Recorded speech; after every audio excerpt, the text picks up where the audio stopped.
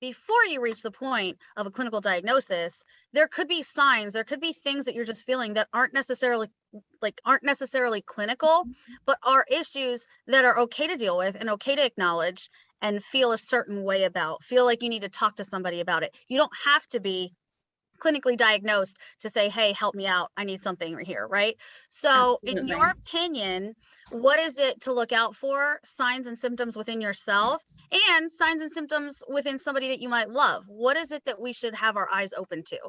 It's a great question. And I think, everybody reacts differently to different stressors, different situations.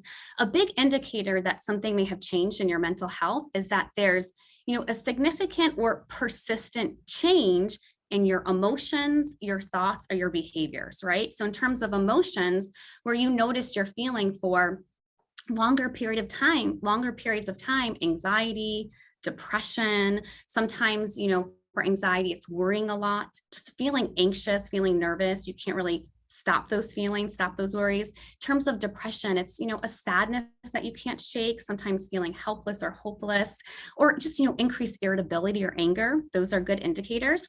Mhm. In terms of your thinking, it's a shift in your thinking. Sometimes it's more negative thinking. Your thoughts have become more pessimistic, right? You're always thinking the worst may happen, for example. And then in terms of behaviors, a lot of times we will see changes in your sleep, in your appetite. Sometimes you'll notice like you just don't have energy. You're not motivated to engage in activities you used to enjoy. So if you're seeing those shifts, and again, your emotions, your thoughts, your behaviors, that's a really good indicator. And, for me, what I tell individuals is, a clue that it's actually getting to a significant state is where it's starting to impact your functioning, right? So you're noticing now it's impacting your work, your school, your relationships.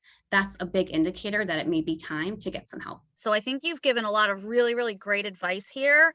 And hopefully, people watching this might be thinking, all right, let me do it. Let me make the move. I'm going to take this first step. How do they do it? How do they reach you? Thank you, Gandhi, for asking that question. So for us at CHE, it's really easy. They can go to www.cheservices.com.